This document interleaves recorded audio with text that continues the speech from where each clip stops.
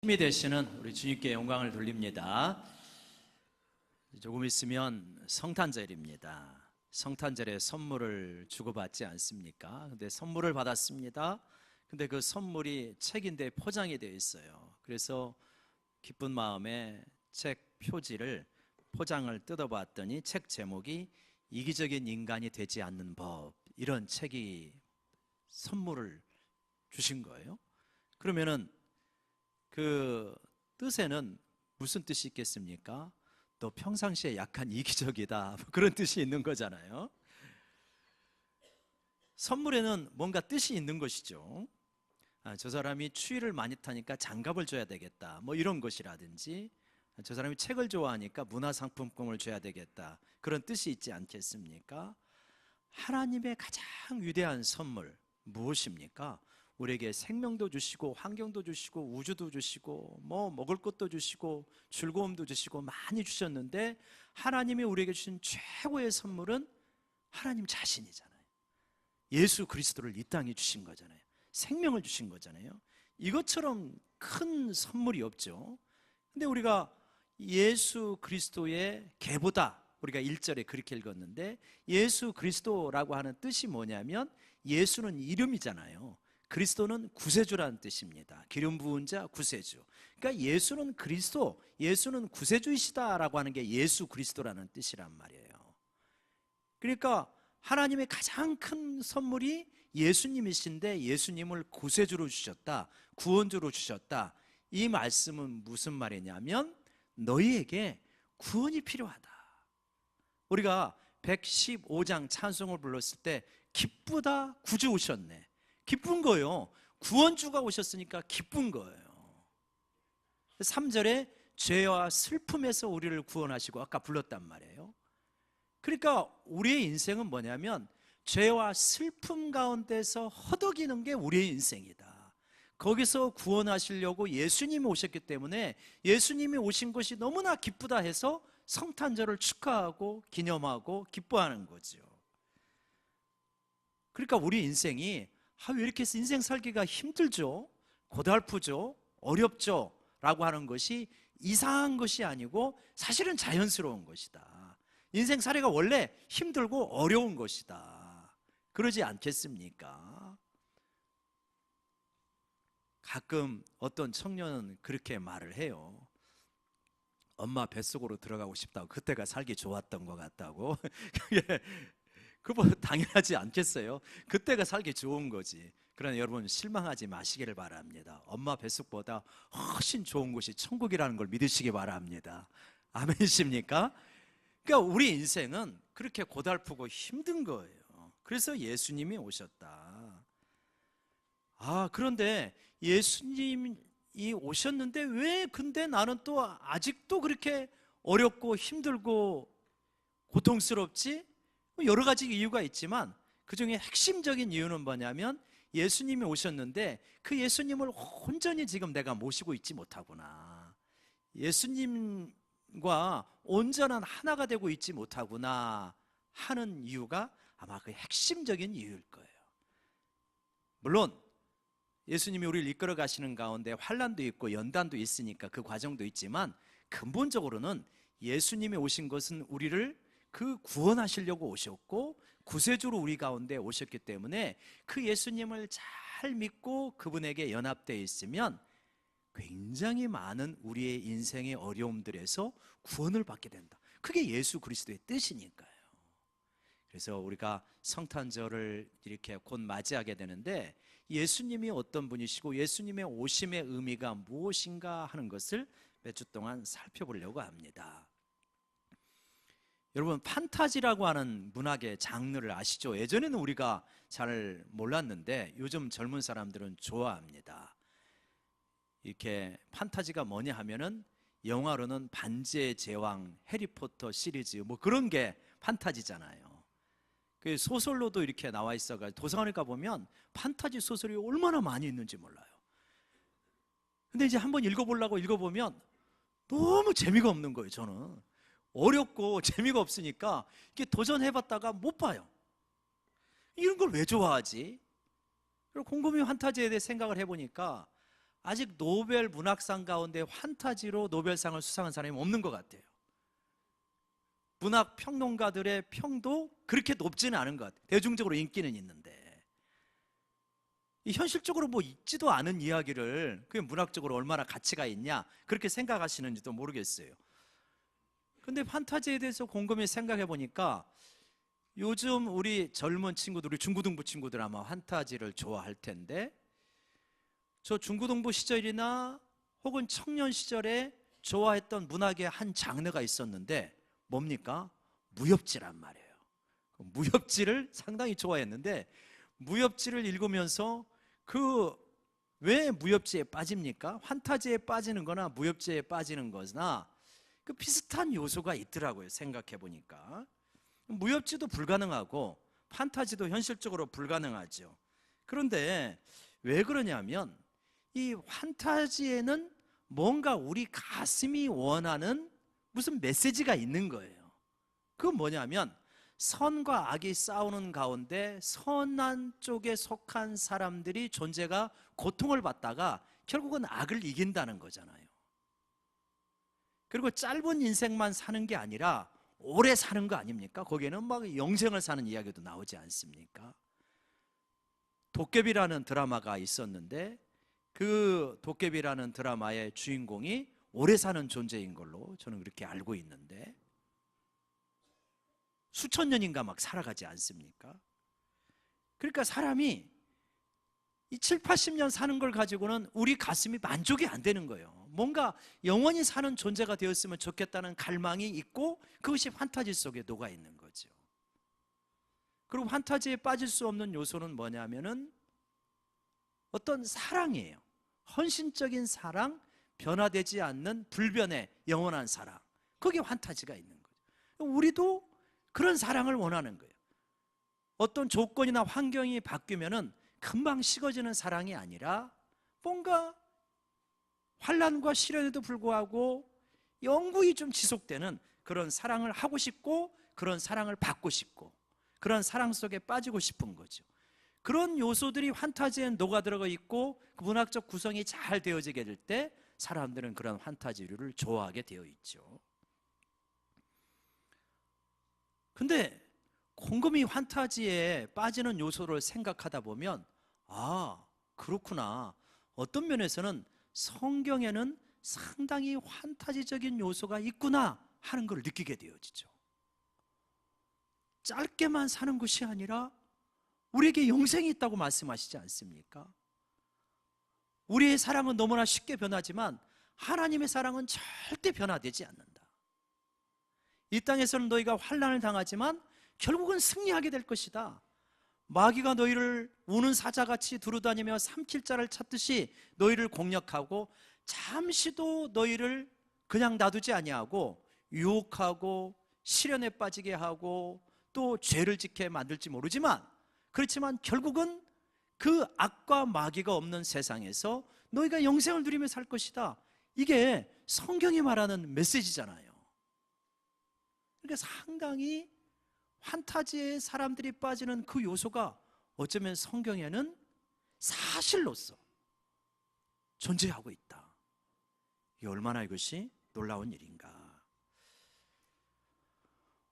오늘 본문에는 예수님의 족보가 나오지 않습니까? 우리가 신약성경을 읽다가 보통 이게 참 재미없는 곳이네 하면서 빨리 넘어가고 싶은 그런 예수님의 족보가 나오는데 여기에는 굉장히 중요한 메시지가 있다. 우리나라에도 이제 족보가 있고 옛날에는 족보 이야기도 많이 했는데 지금은 족보 이야기 잘 안 하잖아요. 그런데 이제 족보에 대해서 한번 찾아보니까 그렇게 되어 있지만요. 조선 시대 초기에는 우리 족보가 조선 시대에 이제 정착이 되어졌는데 이 조선 시대 초기에는 양반이 1%였다고 합니다. 여러분 가운데서 우리 집이 무슨 양반이야? 그래서 뭐 우리 집이 풍양조씨야. 저희 할머니가 풍양조씨였는데 저희 외갓집은 울산 김씨. 그러면서 양반인 거를 다 자랑했는데 양반이야 했는데 나중에 알고 보니까 이거 별로 가치도 없더만요. 조선시대 초기에는 1%만 양반이었대요. 97%가 평민이었고 근데 지금은 99%가 양반이랍니다. 다 족보 세탁을 한 거죠. 그래서 족보에 좋은 것만 기록을 하잖아요. 여자 이름 기록됩니까? 부끄러운 기록됩니까? 안 되지 않습니까? 근데 예수님의 족보에는 부끄러운 기록도 있어요. 좀 덮었으면 하는 기록도 있잖아요. 근데 예수님의 족보는 사실 그대로 기록합니다. 특별히 우리나라의 족보에는 여자가 보통 안 들어가는데 예수님의 족보에는 마리아까지 5명의 여자가 들어갑니다. 근데 마리아를 빼놓고는 뭔가 그렇게 개운하지는 않아요. 그 4명의 이름이 들어가죠. 여러분 잘 아시죠? 첫 번째 누가 들어갑니까? 유다의 며느리 다말이 들어갑니다. 성경을 읽다가 처음에 이 교회에 나와가지고 성경을 읽어야지 하면 처음부터 이제 읽잖아요. 그러면 창세기 읽다가 첫 번째 시험에 빠지는 데가 바로 이 다말 이야기입니다. 아니 며느리가 시아버지하고 동침해가지고 아이를 낳았다고? 그리고 그분이 예수님의 조상이라고? 구세주의 조상이라고? 이게 뭐야? 이렇게 되어지기가 쉽잖아요. 근데 이게 사실은 오늘날의 어떤 잣대로 이렇게 보는 것이 아니라 이 이야기가 언제적 이야기냐면 예수님 오시기 한 1700~1800년, 그러니까 지금으로 말하면 한 3700~800년 전의 이야기예요. 그러니 얼마나 오래된 이야기예요.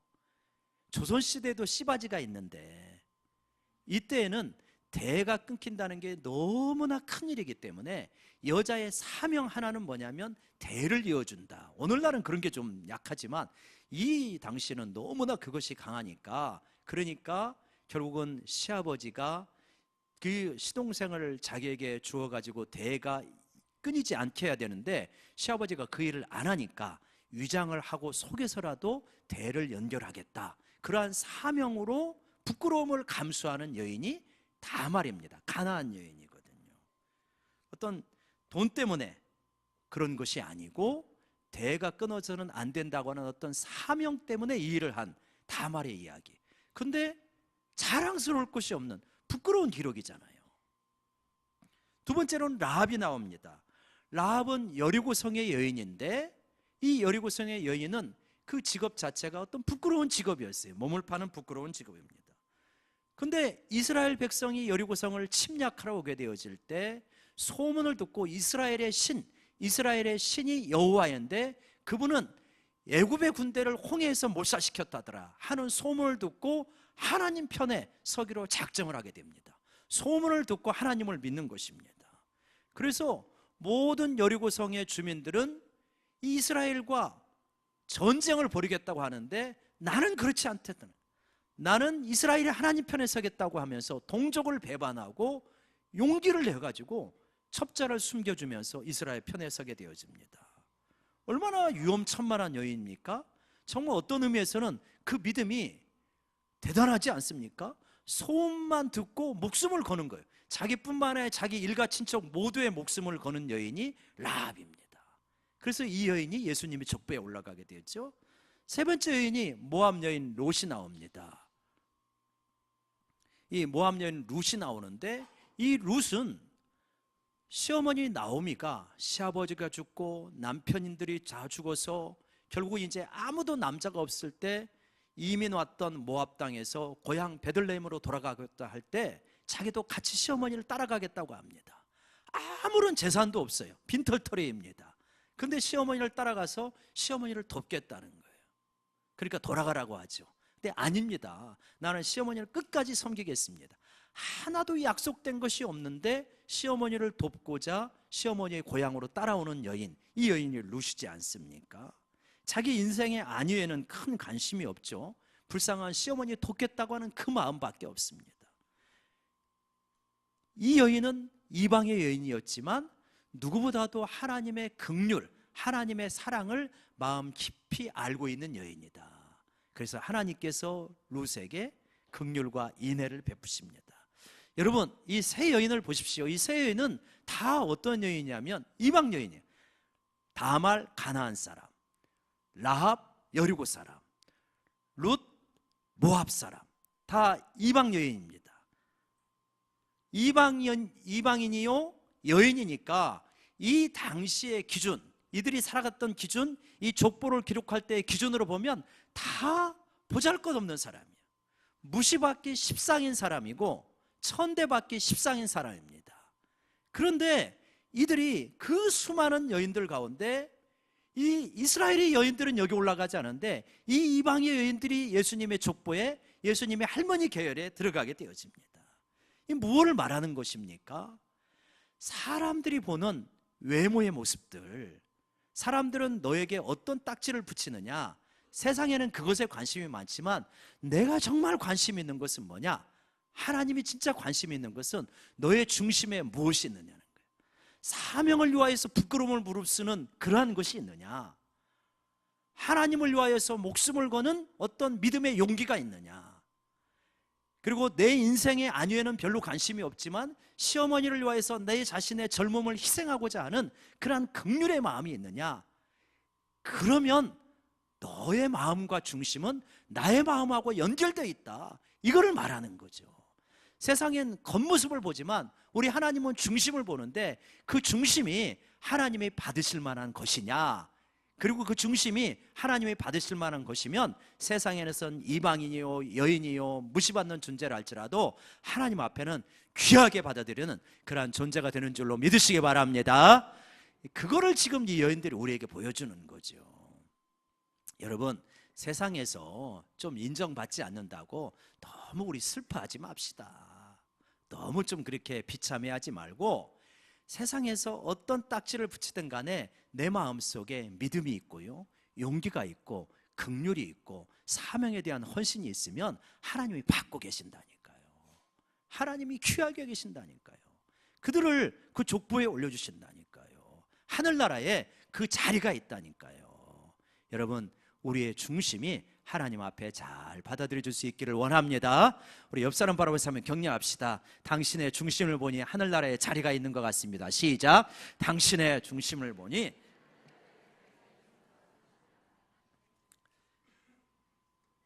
세 여인은 그래도 명분이 있어요.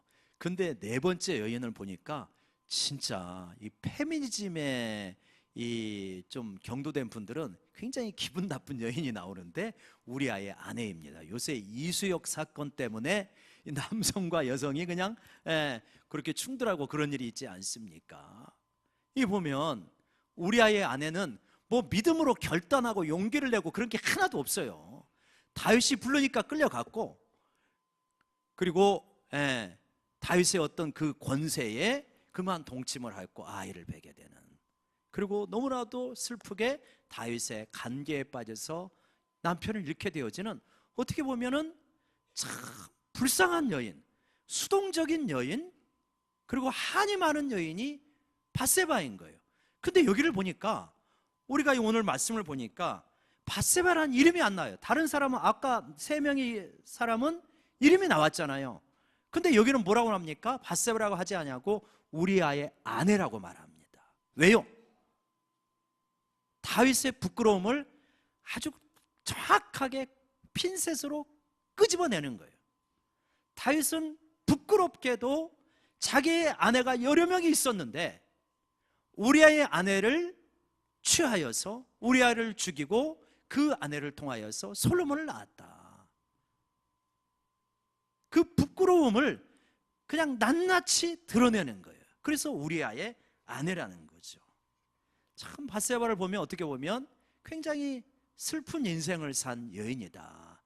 다윗이 밧세바를 볼 때는 어떤 마음이었을까요? 일생 동안 처음에는 밧세바에게 호딱 이렇게 빠졌지만 시간이 지나면서 미안함, 부끄러움, 죄책감, 어떻게 보면 굉장히 복합적인 감정을 가지고 밧세바를 바라보지 않았을까요? 근데 이렇게 부끄럽고 고통스럽고 창피하고 좀 이렇게 덮어버리고 싶은 이 이야기를 여기다 놓고 그 만남 속에서 솔로몬이라고 하는 평화의 왕을 하나님께서 주시더라. 도대체 하나님의 긍휼의 크기는 얼마나 큰 거냐는 거예요. 다윗의 죄, 오늘날로 말하면 자기 부하의 아내를 취하였고 자기 부하를 죽이고 살인 교사를 한 거잖아요. 그걸 또 은닉을 했잖아요. 최소한 제가 볼 때는 무기징역입니다. 그러한 끔찍한 죄를 지었는데 다윗이 하나님 앞에 애통해하면서 회개하니까 주홍보다도 많은 죄가 흰눈보다도 깨끗하게 되어지는 그러한 놀라운 사죄의 역사가 일어난 걸 우리가 알지 않습니까? 믿지 않습니까? 도대체 하나님의 그릇이 얼마나 큰 겁니까? 하나님의 용서의 크기가 도대체 얼마나 무한한 거예요. 비유하자면 아마 우리가 지은 죄는 이 잉크를 하나 이 어떤 양동이에 쏟아가지고 어지러진 것 같아요. 물을 들은 거예요. 근데 하나님이 그냥 끊이지 않는 수돗물을 계속 거기다 틀어놔가지고 이 잉크색이 나중에 있었는지 없었는지처럼 모르게 그렇게 깨끗하게 사죄하시는, 정말 다윗을 보면서 밧세바를 보면서 하나님의 용서의 크기가 얼마나 큰 것인가. 혹시 여러분 그런 생각하고 계십니까? 나는 죄가 많아서 하나님께 복받기는 틀렸어. 내 행동을 볼 때 하나님이 나에게 이 복을 주시기는 틀렸어. 여러분, 다윗과 우리아의 아내를 보면서 우리의 죄의 크기보다도 하나님의 용서의 크기가 훨씬 크다는 이 사실을 믿는 저희 모두가 되기를 원합니다. 여러분, 이렇게 이제 예수님의 족보가 이렇게 쭉 되어지면서 우리가 16절에 읽어보면 14대가 나오잖아요. 아브라함부터 다윗까지 14대, 그리고 이제 다윗부터 바벨론 포로까지 14대, 바벨론 포로부터 예수님까지 14대, 이렇게 나오는데 시간적으로 말하면 대략 한 어느 정도 되겠습니까? 한 1800여 년 정도 이렇게 되어집니다. 2000년 가까운 세월이지요. 근데 여기 14대라고 하는 표현이 나오는데 이게 뭐 상당히 중요한 의미죠. 14대가 그냥 있는 게 아니잖아요. 14대라고 하는 것은 뭐냐면 몇 가지 의미가 있는데, 이 히브리 사람들은 단어를 가지고 숫자를 표현하기를 좋아했어요. 그래서 예를 들어서 요한계시록에 이 적그리스도의 이 숫자를 세니 666이더라 이렇게 나오지 않습니까? 그때 그 666이라고 하는 것은 예전에는 컴퓨터다 뭐다 뭐 그런 뭐 이시다 뭐 이런 거 있었잖아요. 그게 아니고 뭐라고 그랬습니까? 666은 이렇게 숫자로 표시한 건데 그 숫자를 다 이렇게 이 종합을 해보면 뭐가 되냐면 케사르다, 시저다 이런 뜻이에요. 그러니까 로마의 황제를 말하는 거다. 그래서 이 기독교를 박해하고 있는 적 그리스도의 세력 대표 주작극으로 로마의 황제 시저를 말하고 있는 것인데, 로마인들은 그걸 읽을 때 숫자 666이구나 라고 읽었지만 히브리 사람들은 그걸 읽을 때 아 이게 시저를 말하는구나, 케사르를 말하는구나 하는 걸 누구나 다 아는 거예요. 그러면 여기에 14라고 하는 숫자가 나오는데 이것도 우리는 14이구나 라고 읽지만 히브리 사람들은 이거를 읽을 때 이거를 뭐라고 하냐면 이 숫자가 뭘 의미하는지 글자를 만들어내지 않겠어요? 그게 뭐냐면 다윗인 거예요. 다윗. DVD 이렇게 해가지고 464 이걸 더한 거예요. 그 14가 되는 거예요.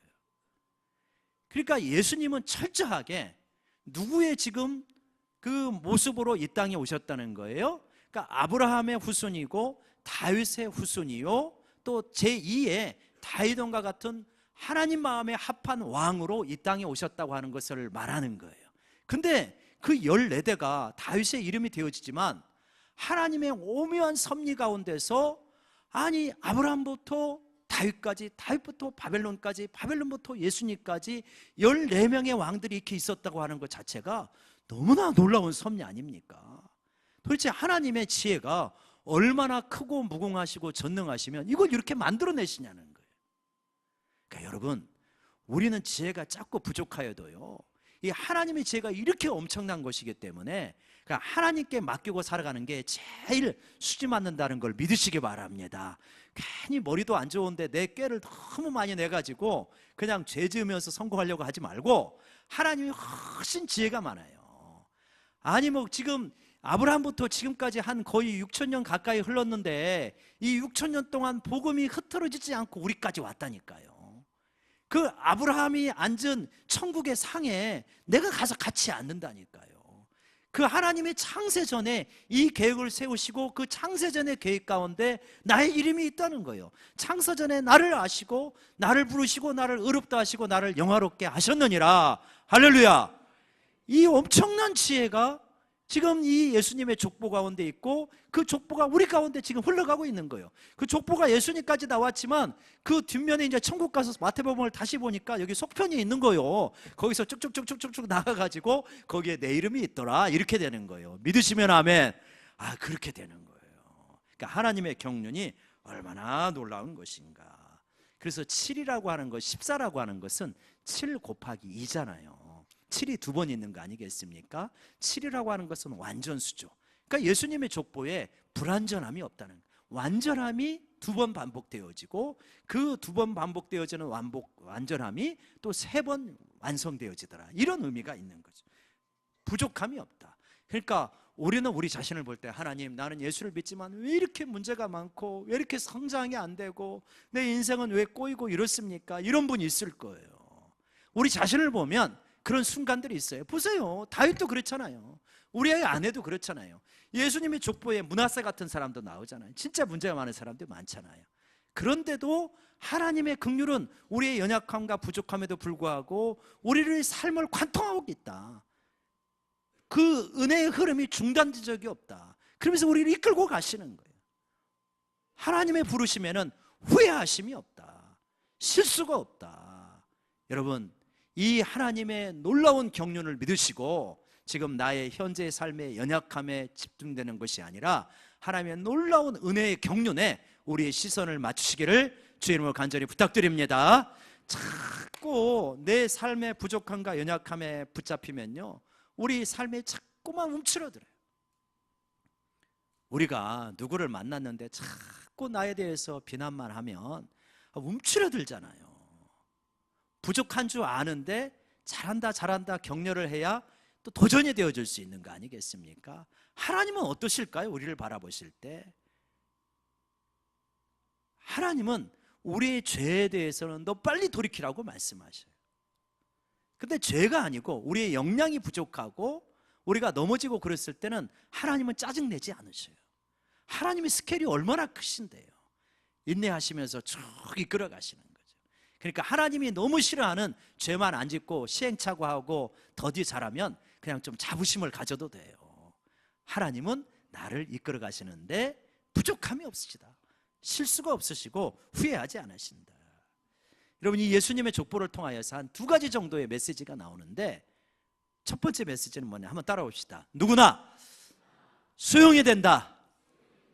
누구나 하나님은 수용하신다는 거예요. 여러분, 우리는 우리 자신의 모습이 너무나 부끄럽고 연약하기 때문에 하나님이 나를 수용하지 않으실 거다, 하나님이 나에게 복 주시지 않을 것이다, 이런 생각을 할 때가 있습니다. 물론 반대도 있어요. 그 사람은 진짜 허물과 약점이 많은데도 나는 너무 하나님께 복을 받을 거다라고 생각하는 그러한 어떤 반대의 경우도 있지만, 그런데 우리 많은 그리스도인들은 대부분 나는 부족하다, 이런 생각을 많이 갖고 살아가요. 여러분, 이게 겸손한 것 같아도 겸손이 아니죠. 자기가 자기 자신을 온전히 수용하지 못하는데 어떻게 다른 사람과 좋은 관계를 맺을 수 있겠습니까? 자기가 자기 자신을 수용하지 못하는데 어떻게 성숙할 수 있겠어요? 어려운 거예요. 근데 하나님의 시선은, 이 족보에 나타나는 하나님의 시선은 누구도 거절하지 않으시고 하나님은 수용하신다는 거예요. 수용하시면서 우리를 가다듬어 가신다는 거예요. 그게 하나님의 놀라운 것입니다. 다윗이 가장 대표적인 사람이었죠. 여러분, 지난주에 인터넷을 또 뜨겁게 달궜던 이야기가 이 조선일보 방전무의 딸, 그 아이의 10살 난 아이의 이야기가 또 누리꾼들의 분노를 샀고 뭐 그러지 않았습니까? 도대체 뭔가 싶어가지고 저도 찾아가지고 이제 들어봤어요. 근데 거기에 이제 이렇게 표제에 혈압주의라고 써 있더라고요. 아마 여러분 들어보신 분도 혈압이 좀 올라갔을지도 몰라요. 참 안타깝죠. 뭐 여러 가지, 아마 여러 가지 생각이 다 드셨을 거예요. 여러 가지 생각. 10살짜리가 뭘 알아? 뭐 이걸 가지고 뭘 그렇게 또 그렇게 융단 폭격하듯이 그래, 이럴 수도 있고요. 근데 이런 생각이 드는 거는 아마 비슷하실 거예요. 도대체 이 한국 사회가 참 이거 잘못된 사회다, 이런 느낌은 다 가지실 거예요. 그죠? 50이 넘은 아저씨한테 내가 아저씨 잘라버릴 거야, 뭐 이런 어떤 표현이라고 하는 것은 이 땅에서 돈, 권력, 힘을 가지고 있으면 그것을 가지고 있지 않은 사람을 얼마나 무시하는 사회가 대한민국 사회인가.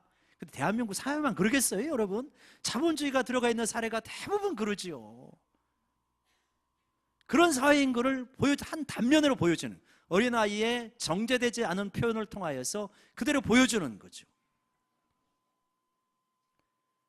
이 사회는 그런데 이 족보를 통해서 보니까 하나님 나라는 그렇지 않다는 거예요.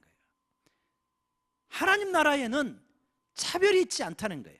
이방인이든 여인이든 죄인이든 누구든 간에 하나님 나라에서는 하나님의 은혜를 갈망하는 자에게 모두에게 다 열려 있고, 하나님은 누구도 거절하지 않으신다. 진정으로 하나님을 따르고자 하는 자, 하나님 나라의 백성이 되고자 하는 자를 누구도 거절하지 아니하고 수용하시는 분이 우리 하나님이시다 하는 걸 보여주는 거죠.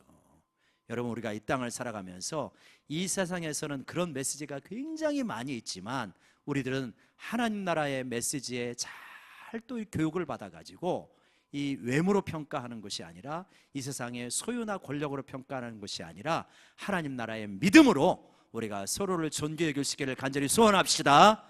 우리가 계속해서 훈련해 가야 되는 부분인 것 같습니다. 그래서 하나님은 우리의 물질이나 학력이나 지위나 이런 거에 상관없이 우리의 중심을 바라보시면서 하나님의 다스림에 들어오는 자 누구든지 거절 아니하시고 수용하신다는 메시지가 있는 거죠.